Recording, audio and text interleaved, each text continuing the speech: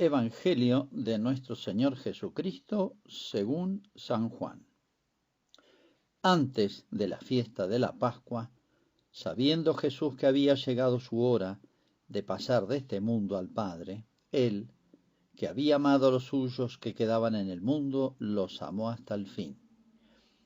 Durante la cena, cuando el demonio ya había inspirado a Judas Iscariote, hijo de Simón, el propósito de entregarlo, sabiendo Jesús que el Padre había puesto todo en sus manos y que él había venido de Dios y volvía a Dios, se levantó de la mesa, se sacó el manto y tomando una toalla se la ató a la cintura. Luego echó agua en un recipiente y empezó a lavar los pies a los discípulos y a secárselos con la toalla que tenía en la cintura. Cuando se acercó a Simón Pedro, éste le dijo: ¿Tú, Señor, me vas a lavar los pies a mí? Jesús le respondió: No puedes comprender ahora lo que estoy haciendo, pero después lo comprenderás. No, le dijo Pedro, tú jamás me lavarás los pies a mí. Jesús le respondió: Si yo no te lavo, no podrás compartir mi suerte. Entonces, Señor, le dijo Simón Pedro, no solo los pies, sino también las manos y la cabeza. Jesús le dijo: El que se ha bañado no necesita lavarse más que los pies, porque está completamente limpio. Ustedes también están limpios, aunque no todos. Él ya sabía quién lo iba a entregar, y por eso había dicho: no todos ustedes están limpios. Después de haberle lavado los pies, se puso el manto, volvió a la mesa y les dijo: ¿Comprenden lo que acabo de hacer con ustedes? Ustedes me llaman maestro y señor, y tienen razón, porque lo soy. Si yo, que soy el Señor y el Maestro, les he lavado los pies, ustedes también deben lavarse los pies unos a otros. Les he dado el ejemplo para que hagan lo mismo que yo hice con ustedes. Es palabra del Señor. Bien, este Jueves Santo, en que recordamos, como ustedes saben, la institución por parte de Jesús, diría que para sorpresa de los apóstoles, la institución de la Eucaristía y el sacerdocio, dos realidades inseparables, por eso las hizo juntas. La Eucaristía, como ustedes saben, está en las manos del sacerdote. El sacerdote decide cuándo y cómo y dónde va a consagrar.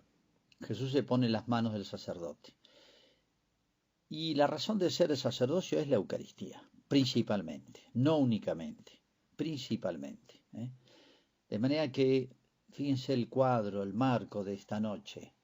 Los apóstoles que pronto van a aflojar, van a quebrarse, podemos decir, van a seguir a Jesús de lejos, como dice uno de los evangelistas, salvo San Juan, que lo siguió un poquito más de cerca. Y no digamos de Judas, que se alejó definitivamente.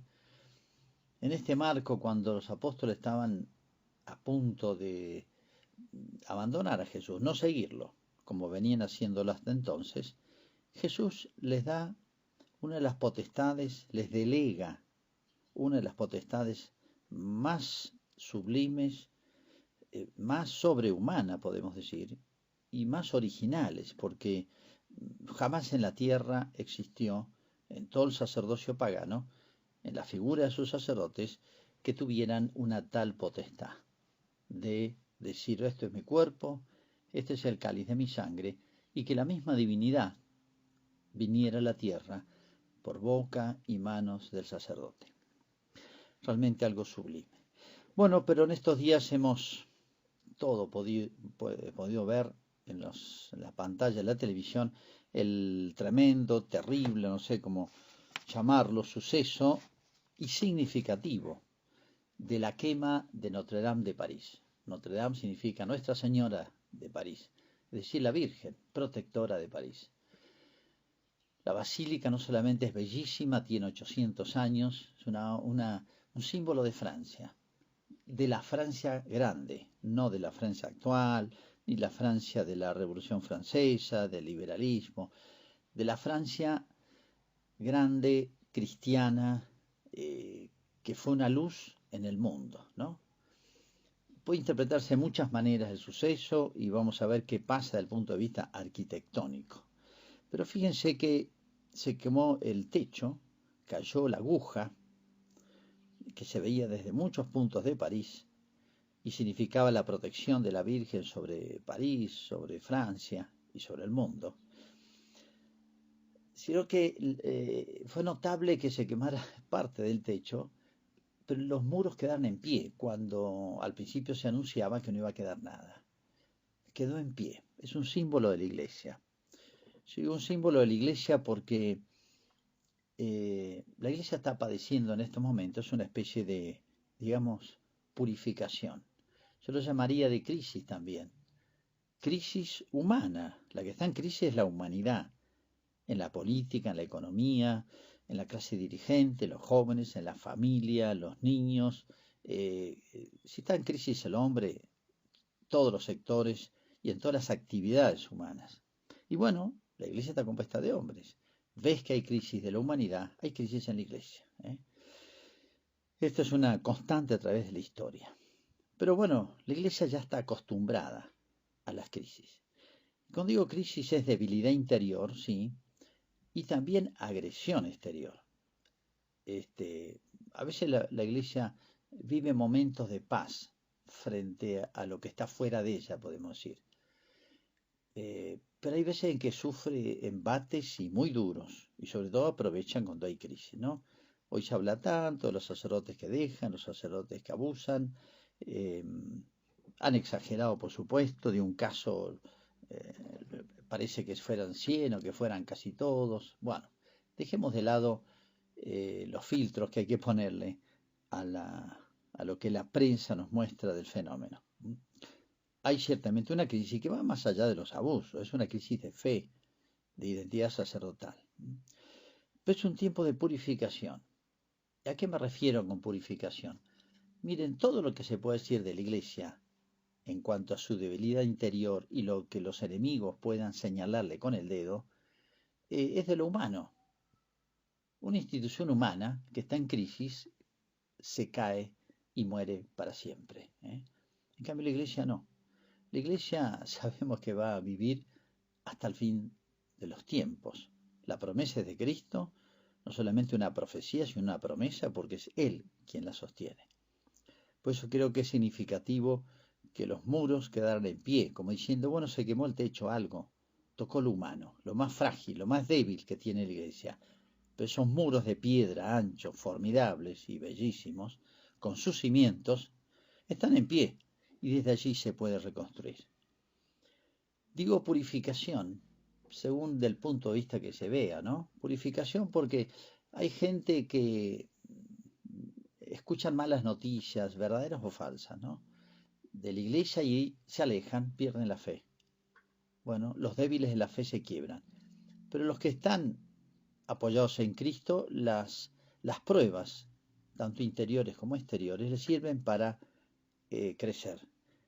Era significativo también que junto a ese incendio de la catedral se hizo una especie, espontáneamente, un anillo de gente que venía de muchísimos lugares, un anillo que no solamente contemplaba el incendio con dolor, sino mientras los bomberos intentaban apagarlo y un sacerdote heroicamente sacó la reliquia de Cristo, la corona de espinas y el Santísimo, todo un símbolo, ¿no?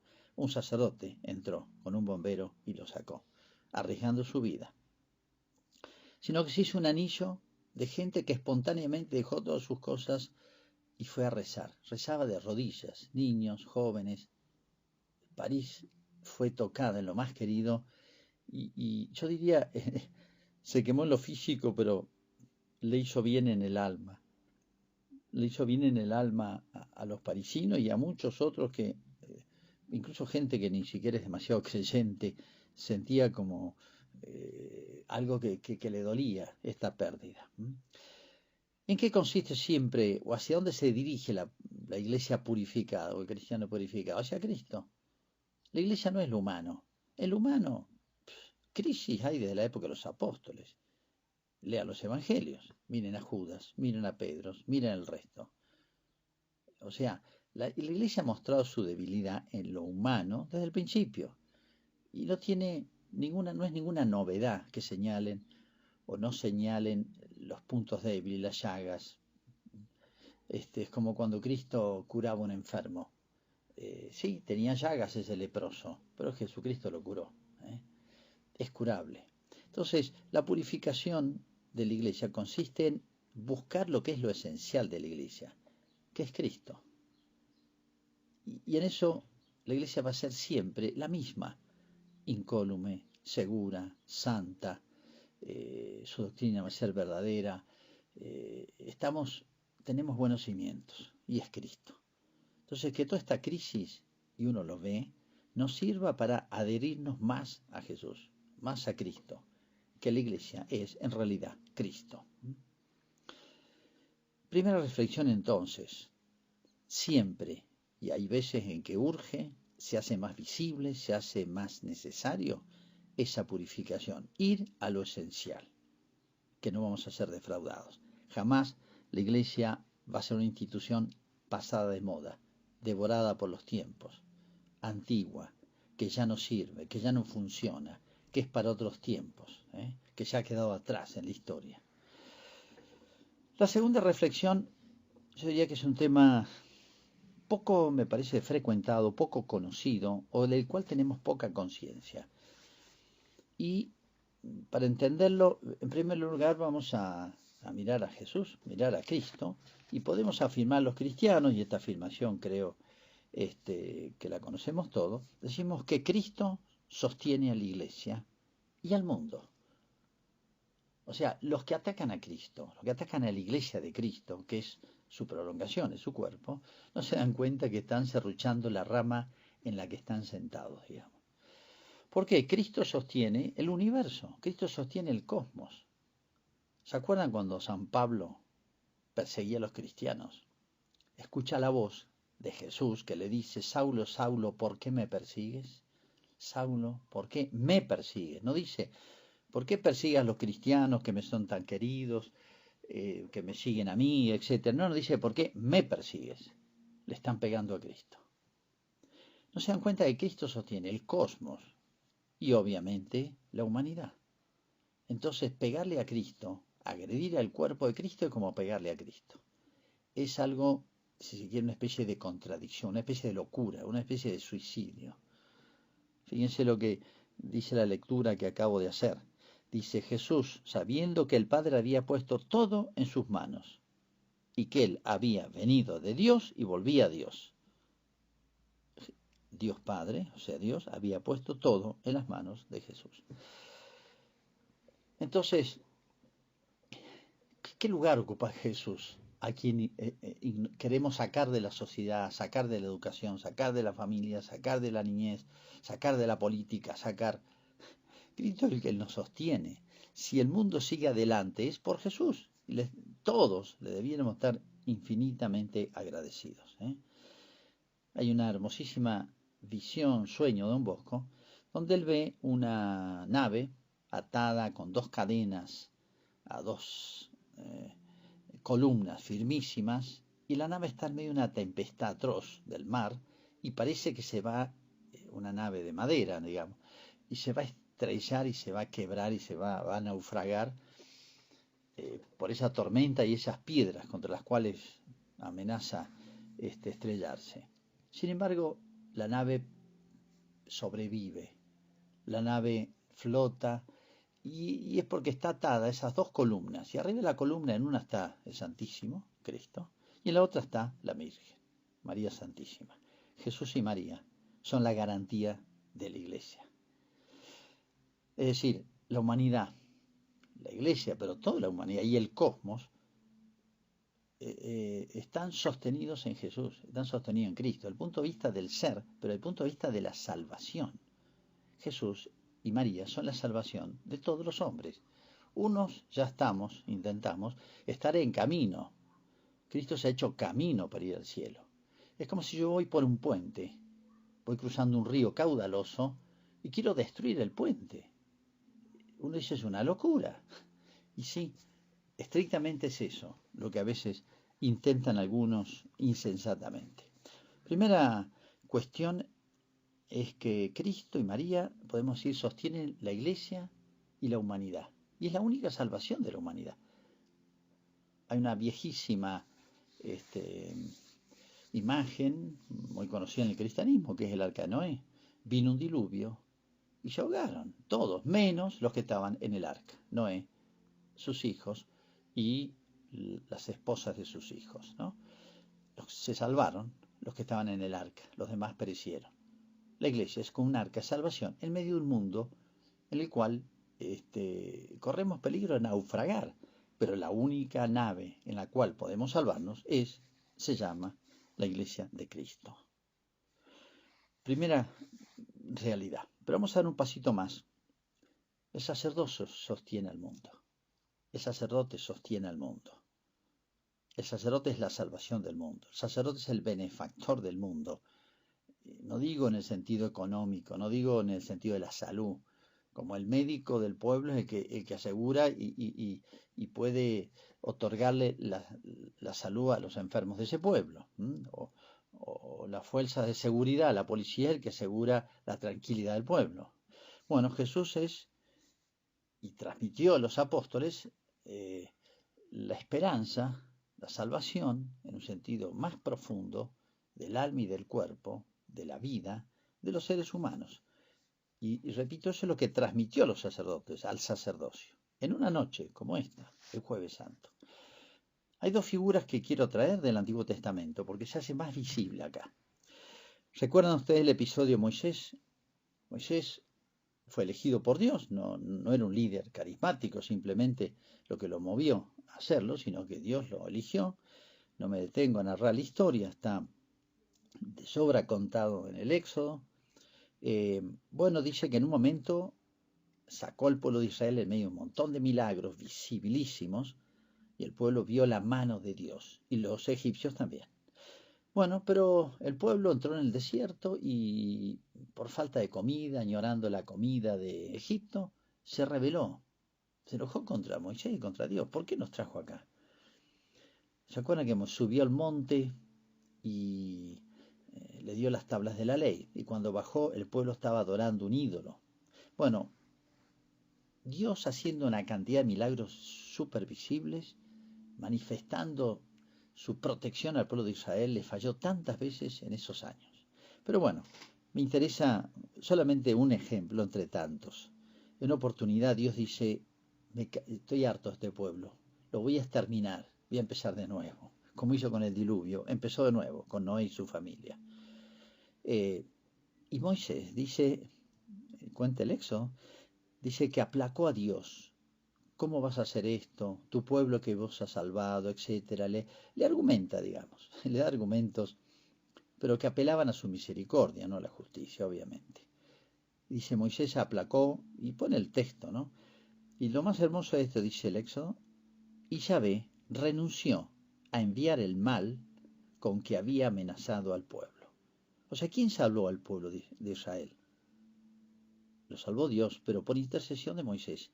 Moisés intercedió por el pueblo y esa intercesión valió para que se salvara el pueblo. O sea, el pueblo debiera estar agradecido a Moisés porque se apoyó en él. Tal vez el pueblo no se enteró, no sé, si como gracias a Moisés sobrevivió.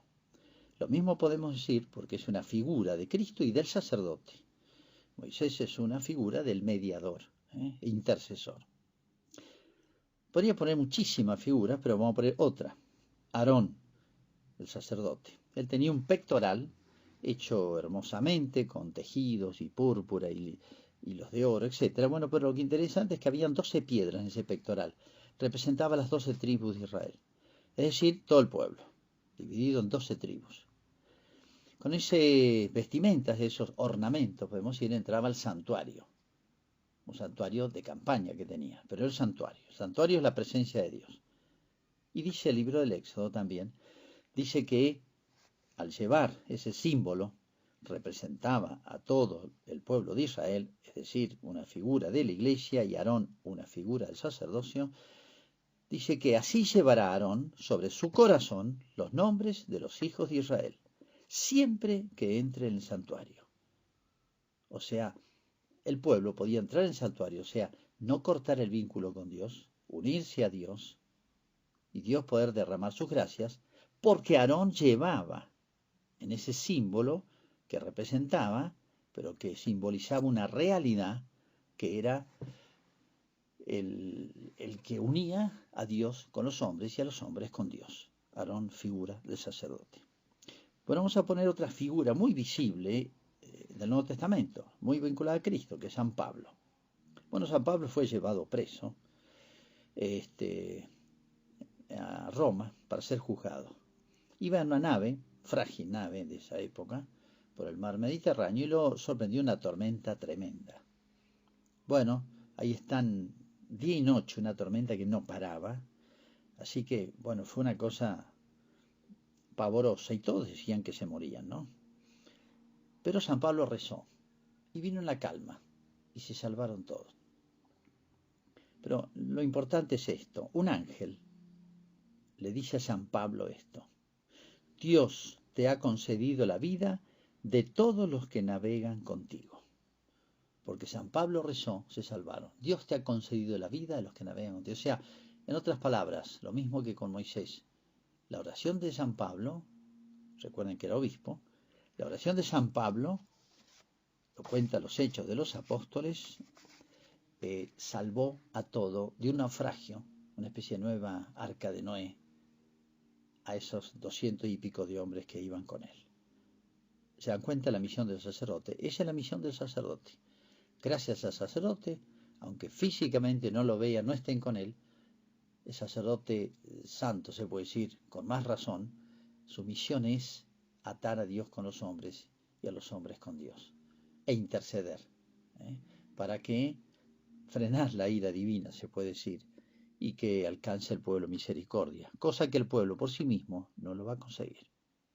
Esa es la misión del sacerdote, dada, delegada y querida e instituida por el mismo Jesús. Bueno, pero vamos a avanzar un pasito más y redondear. No solamente Cristo, que entregó a los sacerdotes esta misión, esta tarea de salvar al mundo, sino que también los santos, los justos, el cuerpo de Cristo, sin ser sacerdote al modo del presbítero que consagra, pero también podemos decir esta frase, que no es mía, que los justos, los santos, sostienen al mundo. Vamos a recordar algunos episodios para hacerlo más visible. Sodoma y Gomorra, unas ciudades que cuenta Génesis que fueron destruidas por corrompidas. Bueno, Abraham le dice a Dios que la va a destruir esa ciudad. Y Abraham le pide, pero Señor, ¿vas a matar a justos y pecadores? Bueno, dice Dios, si hay 50 justos, no la destruyo. No había. Bueno, va reduciendo, 35, 40, bueno, va bajando hasta 10. No habían 10 justos. Y la ciudad de Sodoma fue, en el Génesis 18 lo cuenta, fue destruida por un fuego que cayó del cielo.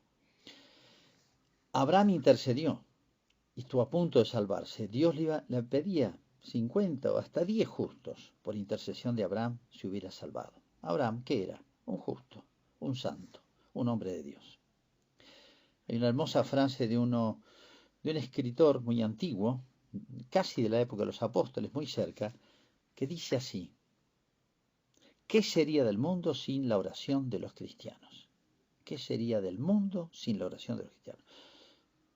Y fíjense, vamos a dar un salto casi hasta nuestros tiempos. Faustina Kowalska, esta santa, que Dios nos mandó poquito antes de la Segunda Guerra Mundial, y cuenta su trato con Dios en muchas revelaciones, decía esto: el día de hoy lo he ofrecido por Rusia. Todos mis sufrimientos y plegarias las he ofrecido por aquel pobre país.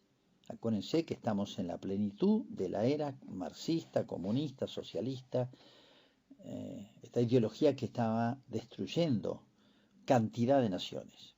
Continúa. Después de la comunión, Jesús me ha dicho: no puedo soportar por más tiempo este país y no me ates las manos, hija mía. Le habla a Dios. Comprendí, dice ella, que si no fuera por las plegarias de las almas queridas por Dios, no habla el sacerdote, toda esta nación hubiera sido ya aniquilada. Oh, cuánto sufro por esta nación que ha expulsado a Dios de sus propios límites. Lo dice esta santa polaca que conocía muy bien la situación que se estaba viviendo. Bueno, otra frase del diario de Faustina Kowalska, Santa Faustina. Me ha hecho conocer también que la existencia del mundo la sostienen las almas elegidas por Dios, los santos.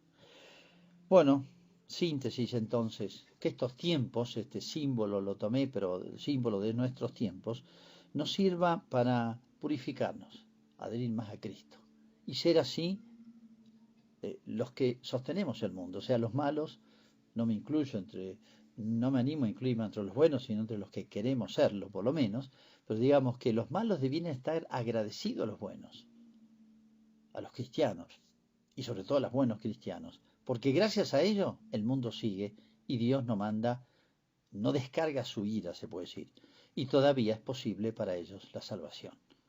Siendo que los malos piensan que nos aguantan a los cristianos, ¿eh? Los malos piensan que aguantan a los buenos, los soportan, los toleran. Y es exactamente al revés de lo que el mundo cree o nos hace ver. Bueno, que este Jueves Santo nos ayude a crecer y purificar en el sentido de la Iglesia y que jamás dudemos de ella, aunque se incendie, ¿eh? Los cimientos van a quedar y las paredes porque es Cristo.